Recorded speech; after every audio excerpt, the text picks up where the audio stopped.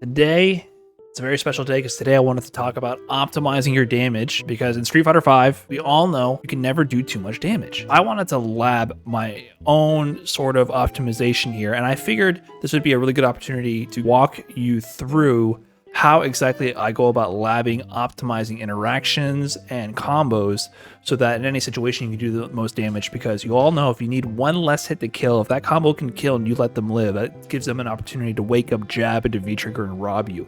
So this is for your own good, some robbery defense. I'll go ahead and walk you through the situations, how to set it up in training mode, and how to go ahead and test out options in order to see how you can possibly reduce the number of interactions you need to win. We'll start with one that I actually put onto my Clips channel. I got space and trapped.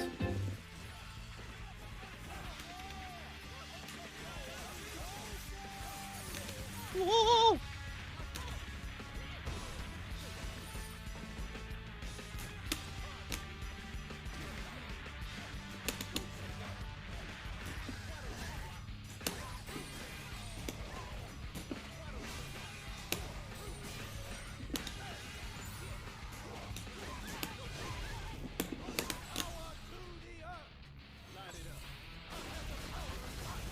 GG. Now, as you can tell, it was still fairly optimal because I kind of killed him in a handful of guesses, but I feel like I could have done better because there was a little bit of damage already on the table. It took 2 throws and then 2 command grabs to kill. But what if Colleen had a little bit more life? Like, what if this situation comes up again? How can I make sure to get the most out of it, the most damage, the most stun, the most meter build? There's a lot of factors to consider here. I want to go about recreating this situation in training mode and then see how I can squeeze the most out of it and make sure that I liquidate my opponent's life bars even more effectively. Let's go ahead and get the first thing done, which is how to recreate this in training mode. So let's boot that up. So different characters have different amounts of health and stun values, so that will impact these kind of interactions.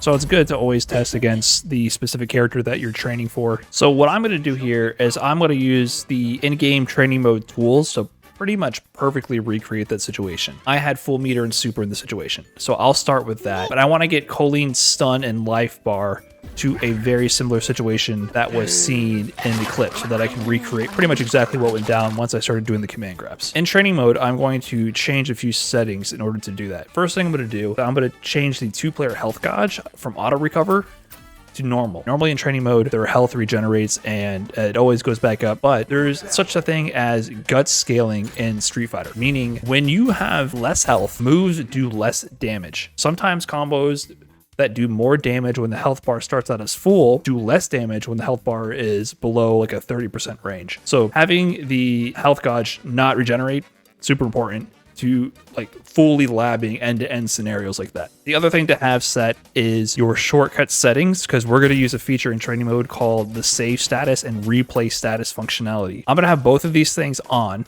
and what that does is on your controller, there's an L3 button and an R3 button. There's these 2 things called L3 and R3. It's not going to focus for you. For typical pads, I believe that's like clicking down on the joystick. What that lets you do is the R3 will save the current status, exactly what you have, the current stun, the current meter, the current life.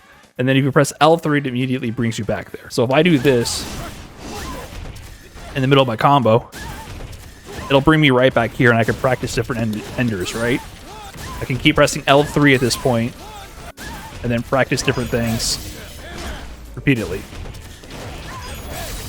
It's a very good functionality to have to be able to recreate things. So now that I have those tools ready, I'm going to go ahead and set up the situation. So from the clip, if you looked at it, I landed a back throw. And at this point, I landed a crouching throw. So now I'm going to set the dummy to crouch. Crouching throw for G actually does more damage and stun. So that's very important to get the exact same values. Crouching throw. And now I have the situation set up. So every time I go back with, I did R3 to save the status. Now every time I do L3 to go back, you can see here the life bar is back throw plus crouch throw, plus the stun. Because stun goes down pretty quick, so you want to save that fast. You want to be able to recreate the fast sequence. Here's another important thing when you're testing these longer sequences. Have the stun setting set to normal. This way, if you actually get over their stun limit, they'll actually stun. Usually I have that off when practicing combos because it's annoying if they get stunned over and over. But for this kind of situation, it's really useful. I want to hit the stun like in a natural way.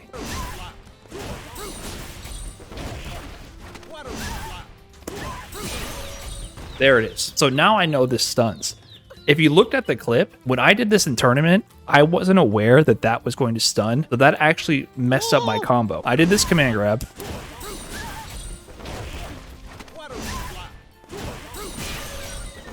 It stunned, but I was expecting it to not stun, so I was waiting to do the heavy kick. When you stun in the combo is actually very important because that is the difference between being able to get 2 level ups or 1 level up. Each level up lets you do more damage, right? I'm at my base level currently.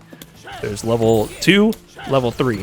If I could get to level 3, that's better for the stun combo. I can always do more damage in most situations. But in the tournament match, I wasn't prepared for stun, and that messed me up. What I could have done to ensure that I got both levels is this.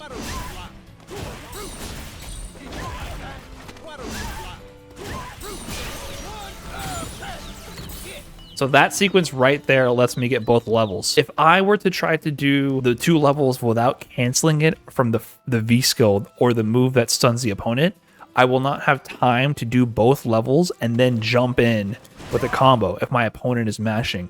The faster you mash and when you're stunned, the faster you recover. For example, if I try to do this, if I try to do that where I didn't cancel the V skill into the level up, if my opponent was mashing, they would be able to block and I would not get the combo opportunity. So now that I know that this sequence stuns, I'll be more ready to level up to level 3. In that clip, I wasn't able to get there, so I had to do a combo on level 2, which did less damage as a result, right? So let's go through with the combo I did. And in the clip, I had landed like maybe a jab or something ahead of time, so they weren't at full life. In this scenario, I'm testing from full life, so let's see how much damage this sequence does.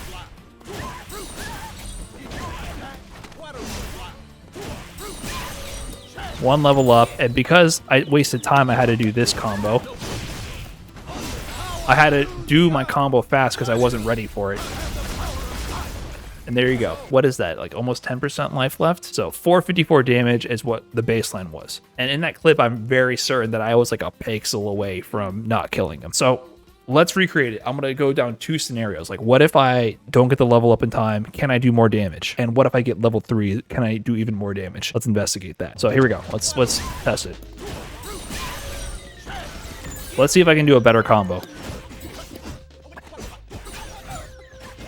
Damn, my G execution is ass. Why am I dropping this? This is also why you lab. There it is. 469, that definitely did more damage. Let's actually get out our tools. This is where you get scientific with it. The original combo, which I chose in the clip, that was 454 damage. So we've already got more out of it. Let's keep going. Let's see if there's anything else we can do. Like I mentioned before, a big problem was that I didn't level up. So let's say I'm aware and I can level up here. 1 level, 2 level, still in time to combo. Let's see what this does. Ooh, that's more damage. We're getting closer. We already got 24 more damage out of it. That's almost a jab's worth of damage, which could be the difference between life or death. Now, what if we tried something else? Let me try this.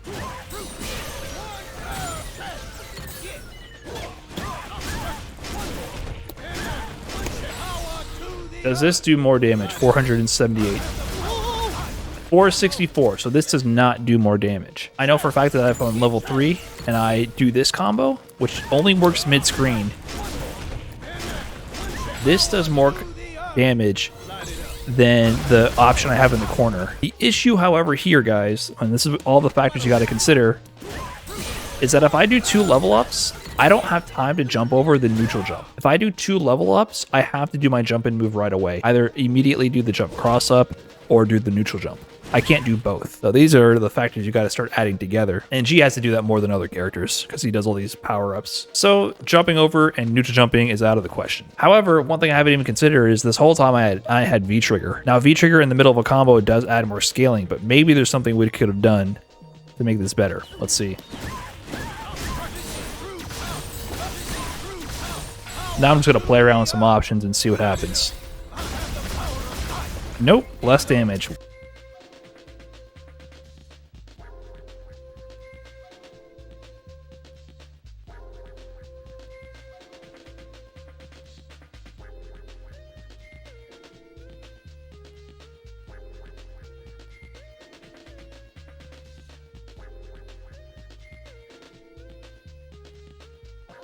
There might be no way for me to get a kill from this whole sequence. It might just be impossible. We can go further back in the sequence and change things, but as far as that last interaction goes, looks like if here I go for the command grab and it lands, there's no way for me to kill. So I did back throw, crouch throw, command grab combo, and then the next guess, command grab again. I don't think there's a way to kill. That's actually important information. Let's see what happens if I did a Meaty.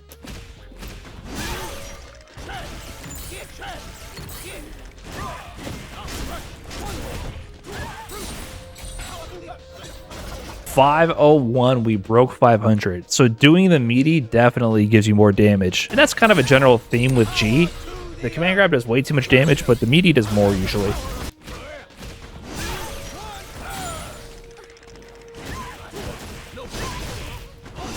Let's see if this does more damage.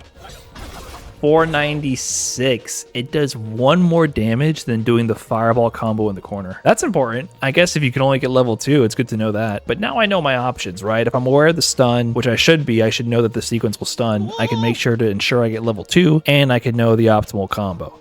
So the optimal combo, we start this whole scenario over and I command grab. Make sure to get both levels and do the basic combo in the corner. 478 from this one, and if I choose to go for the Meaty, get both levels and get 501 from this combo route. So close to getting a kill. I guess G might have to get a few hits in neutral instead. Colleen does have, I believe, like 1025 health. So all these variables are going to be shifted depending on the character you're facing. For example, if I'm fighting a Kuma who has a much lower stun value, I might not even get this far to stun him. Let's do one example of that. Let me just go through the same sequence on like a Seth or a Kuma and show you why that's all influenced. So there's going to be multiple things that influence it. Lower health characters are going to enter gut scaling sooner. So your combos might end up doing less damage because they're going to be reduced by gut scaling. And also they're going to get stunned sooner. So sometimes getting stunned sooner can be worse. Sometimes it makes it better. Sometimes it makes it worse. Same situation, back throw, crouch throw, command grab combo. Let's save that. Let's see what the difference is. Huge difference right away. Colleen was not getting stunned in this situation until I did back fierce the V skill. Akuma gets stunned earlier, which may or may not be better for us. Let's see. Let's recreate it, right? So I'm going to recognize that. I'm going to level up right away. Let's try our main combo.